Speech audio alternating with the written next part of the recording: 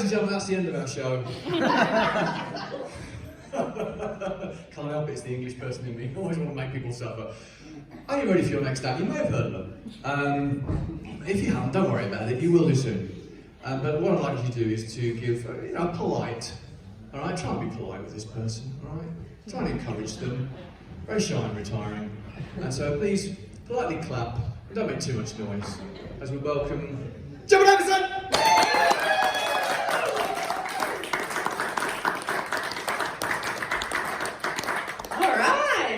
Yes, hello front row, apologies that you've come tonight realising that you're surrounded by my fan club. I promised Tony that I did not force anyone to be here. They just, decided to come and show support, and I'm very thankful, so thank you all for coming. So you might guess, by the way, that I'm dressed.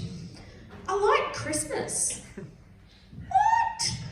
I really enjoy December because it's basically a whole month with a theme, and I can dress like this with my antlers all month and no one can say a thing, because if they do, I just call them a Grinch.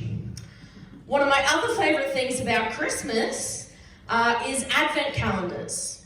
Now, I'm a very type A person. I love a to-do list. I'm the sort of person that when I write a to-do list, on the bottom of it, I put write to-do list. So then I can cross it off. And I find that advent calendars are essentially a to-do list that's super easy, because all you have to do is wait for the passage of time. And they even come in gin and cheese options now. Oh, fantastic. So I'm loving being back in Ballarat. It's lovely to be here again tonight. I'm originally from Ballarat, as the majority of the audience already knows. And then previously, before that, I actually grew up on a farm. So growing up on a farm is very interesting, especially now living in Melbourne and telling people that I grew up on a farm. Because a lot of people's reaction is, oh, my uncle has a farm. And so I say, oh, what does your uncle farm? Assuming the normal response would be sheep, crop, cattle. And they'll say something along the lines of, well, he's got a little place in Daleston, he's got a couple of cows and a couple of sheep and a little chicken coop and a little veggie patch. That is not a farm. If you can name all the animals on your farm, not a farm. No one's eating Betsy, it's not happening. No, we had anywhere from 7 to 9k of head of sheep on our farm, I've been told. No way we're fucking naming all of those, eh? No chance. It's a bit similar to how I was really disappointed when we moved to Ballarat, and I'd have friends say, oh, come over, we're going to have a party, we're going to be in the backyard, we're going to have a bonfire. Because I was like, you beaut, love a bonfire, there's a little pyrotechnic in me that's just so excited. And I get there, and it's half a metre in the ground, some twigs, and it's like this big. That's their bonfire. And they're like, look at it, we can make s'mores. And I'm like, my dad used to light a 10-foot pyre with gasoline. I would lose my eyebrows, and it was the best day ever. Especially when he added a bit of plastic in there, so then he started getting the fumes too. Oh, what you do on the farm to have a bit of fun. So we did actually have one sheep that we gave a name to. The reason we named this sheep is this beautiful little lamb sadly got rejected by his mother. And so, being how cute he was, we decided we'll name him Tom and we will bottle feed him and raise him as our own. Now, we made a fatal mistake when raising Tom, because I don't know if anyone else here has been around teenage boys, but we let Tom keep his balls.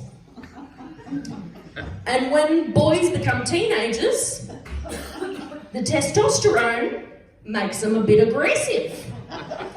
Now, imagine if your teenage boy that you lovingly raised with a bottle suddenly grew horns and liked the idea of hitting you in the butt, and you'll get what Tom was like.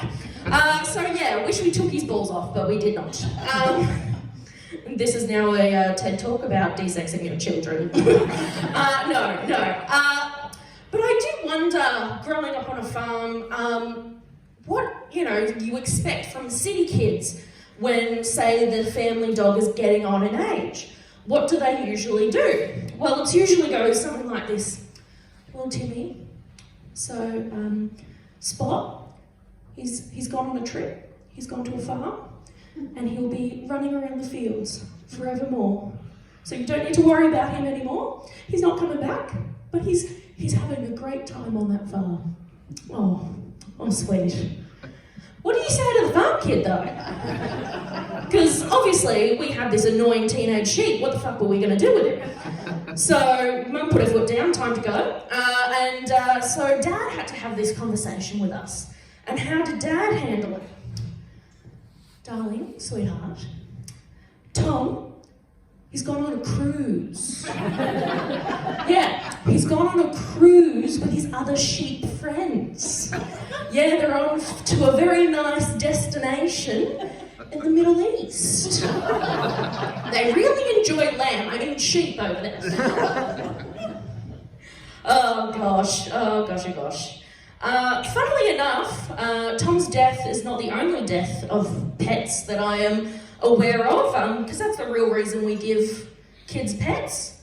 Yeah, to practice grieving before grandma goes. Right? You're looking at me like I'm awful, but that's the truth.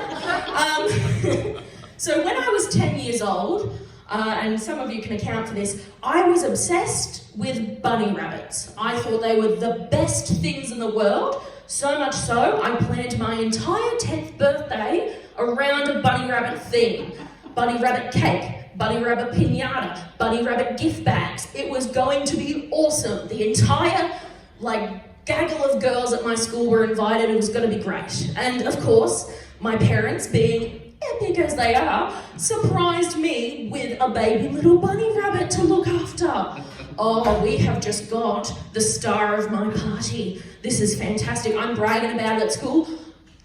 Wait until Friday when you come to my house and meet Snowball. He is so cute. You're going to love it. Morning of my party rocks round. Mum and I go down and have a little look at beautiful Snowball in his little crate. And I say, oh, Mum, he's so sweet when he's sleeping. He's so still, so stiff. It's almost like he could be dead. Cue hysterics. Oh my God, we had to have a bunny funeral before the school bus came. Come on, Dad, you've got to dig that hole faster. Has someone made some sort of shrine? Tears streaming down my face, and I'm panicking because I've just lost the star of my show. I've got 10 girls coming tonight and they're expecting a live, healthy, happy bunny rabbit. What are we to do? So I say, Dad, whatever the fuck you're doing on the farm today, cancel it. You are going into town and you are getting another bunny rabbit. And what do you know? Saved the day. Beautiful Flopsy was brought in and the party was saved. Only problem was there was a bit of complaints from some of the girls because they said, Gemma, quit hugging the bunny rabbit, I want to give it a cuddle. And I say, excuse me? This is the first time I'm meeting Flopsy, I need to bond with my son. Oh gosh, my dad doesn't enjoy being a farmer, he didn't enjoy it. Does anyone here hate their job? Most of you are retired, I won't lie. Does anyone on this side of the room hate their job? No, you're happy? Tell me what it's like. Oh my gosh.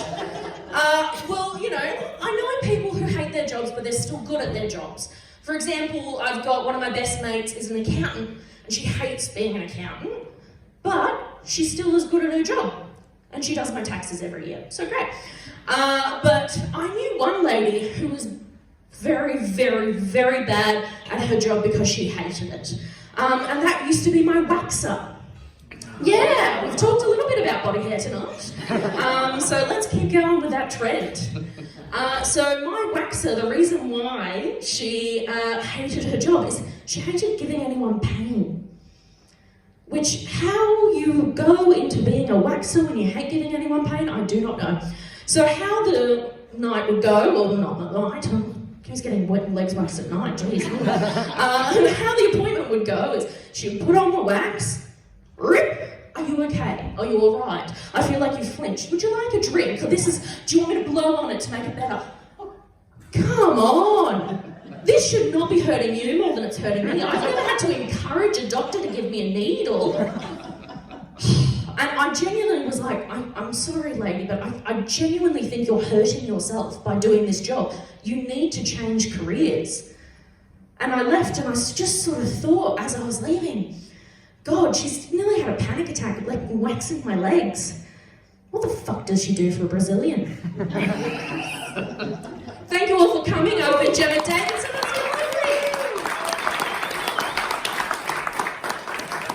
Gemma Davidson! Come on!